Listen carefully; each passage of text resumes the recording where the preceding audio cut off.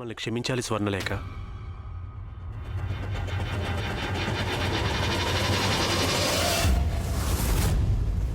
మాకో షరతుంది.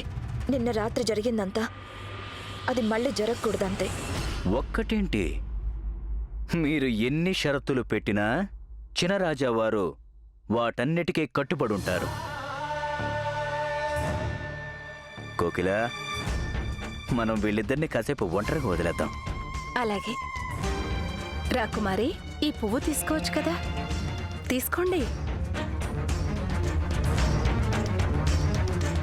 తీసుకెళ్ళండి.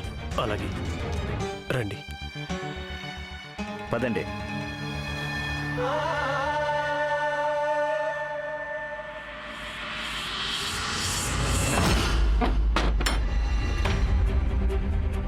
చిన్నరాజువారు, ఏంటి మీరు చేస్తున్న పని? తలుపు తెరవండి. మీరు మా మీద ఫిర్యాదు చేస్తే మేము భయపడిపోతామా? చిన్నరాజువారు, తలుపు తెరవండి. తలుపు తెరవండి. ఇది మీ పుట్టిల్లు కాదు రాకుమారి. రాజువారు, ఇక్కడెవరు మీ అరుపులు వినిపించుకోరు. ఇది ఆమీర్ కోట్, మా ఆమీర్ కోట్. తలుపు ఇక్కడ మీరు తెరవండి. ఫిర్యాదులు చేస్తే దాన్ని మీరు చేసిన నేరంగా భావిస్తారు. ప్రతి నేరానికి శిక్ష పడుతుంది. తెరవండి. మీరు శిక్షకి సిద్ధంగా తలుపు ఉండండి. తీయండి. దయచేసి తెరవండి. మమ్మల్ని వెళ్ళనివ్వండి. అయ్యో చిన్నరాజువారు, తెరవండి. ఎవరైనా ఉన్నారా? తలుపు తెరవండి. చిన్నరాజువారు, ఎవరైనా ఉన్నారా? చిన్నరాజువారు. బేష్ చిన్నరాణి గారు, బేష్. ఎత్తులు వేయడంలో మీరు నిజంగా మా అమ్మ అనిపించుకున్నారు. తమ్ముడి విలువ చేయని రాకుమారి మా దగ్గరకొచ్చి మా అబ్బాయి గురించి ఫిర్యాదు చేస్తుందా? ఆమె మీ భార్య అండి. ఆమెను ఏం చేయాలనుకున్నా అది చెయ్యొచ్చు. ఏంటి ఇలా చేశారు? తెరవండి. ఎంత ధైర్యం! మమ్మల్ని వచ్చి బెదిరిస్తుందా? పుట్టింటికెళ్ళిపోతుందట. ఇప్పుడు చూస్తాంగా ఈ గదిలోంచి బయటికెలా వస్తుందో. కానీ మనం ఆమెను శాశ్వతంగా ఆ గదిలోనే బందీగా ఉంచలేం కదా. ఈ సమస్యకు పరిష్కారం వారసుడు. కానీ ఈ మహానుభావుడు మనకి వారసుడిని ఇచ్చినప్పుడు కదా.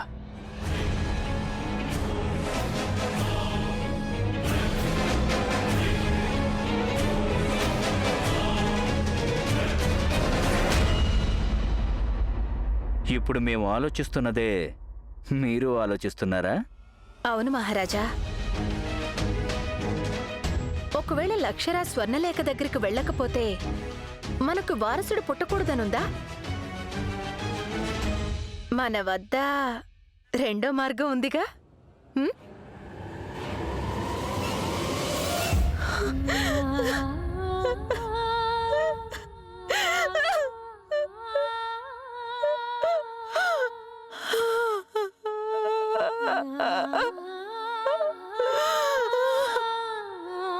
ఎవరు నన్ను ఆదుకోలేరా?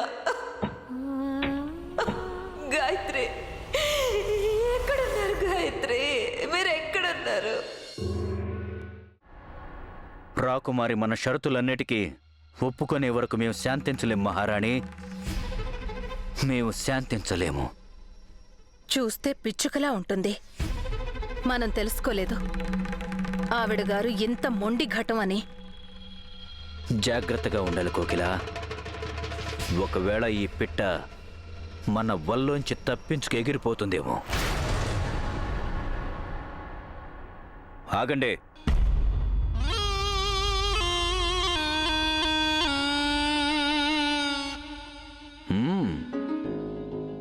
బాగానే ఉన్నారు. ఏం దర్పం, ఏం దర్జా.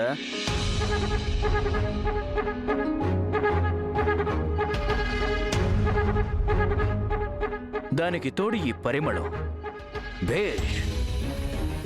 తమరిప్పుడు ఎక్కడికి బయలుదేరినట్టు చినరాజావారు? మేము మా స్నేహితులతో కలిసి సమావేశానికి వెళ్తున్నాం.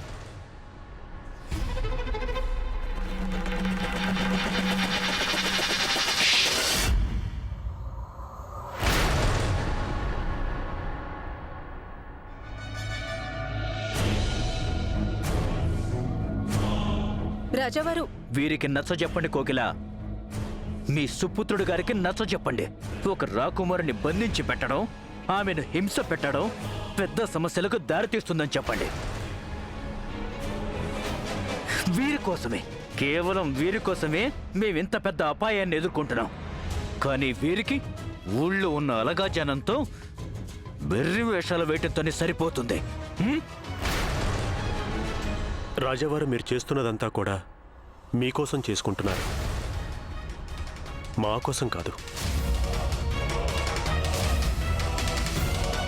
కానీ ఇప్పుడు మేమేం చెయ్యాలో అదే చేస్తాం. మీరు మమ్మల్ని ఆపడానికి లేదు.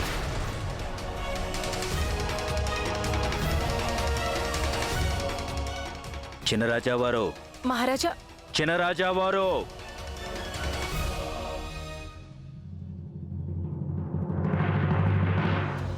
మనం ఇక్కడి నుంచి తప్పించుకోవాలి. నిజంగానా? కానీ ఎలా? మన ఇద్దరు చేతులు కట్టేస్తున్నాయి కదా. కానీ మీ కాళ్ళు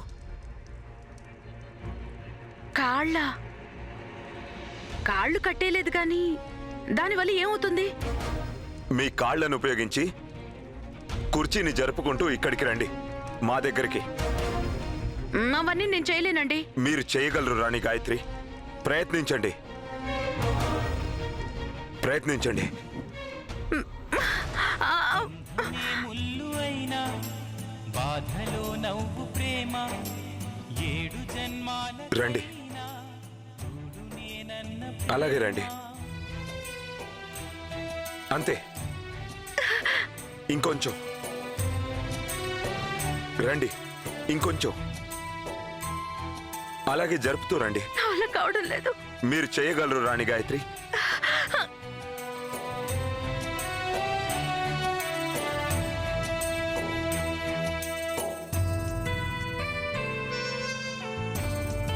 ఇంకాస్త రండి.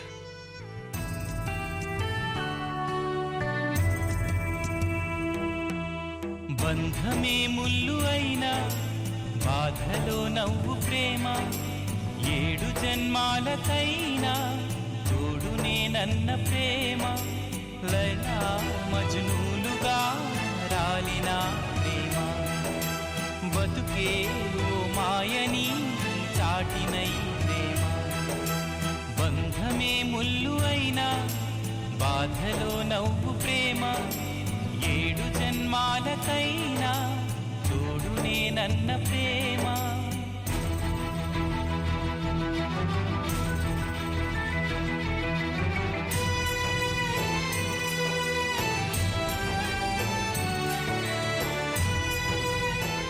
మీకేం కాలేదుగా?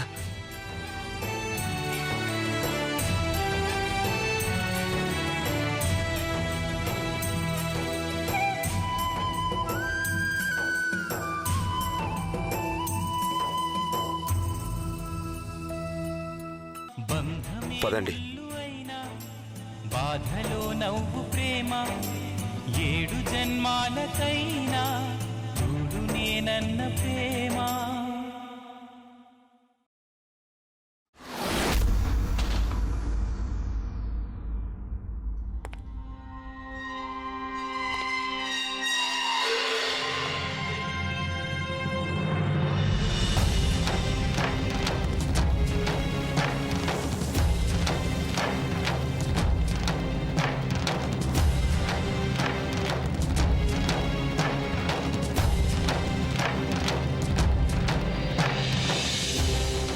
మీరెంతగా హింసించాలో హింసించండి, కానీ మేం మాత్రం మీకు లొంగం. అందరికీ చెప్పేస్తాను ఇక్కడ మమ్మల్ని చిత్రహింసలు పెడుతున్నారని.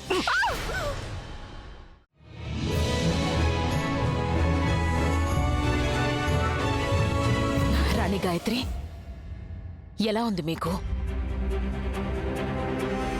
ఇప్పుడు మీరు పట్టుకున్న చోటే వారికి గాయమైంది. ఓ, మీకేం కాలేదుగా?